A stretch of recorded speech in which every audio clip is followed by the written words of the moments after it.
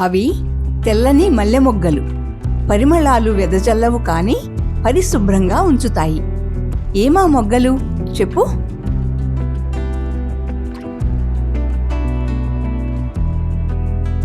అవి ear buds.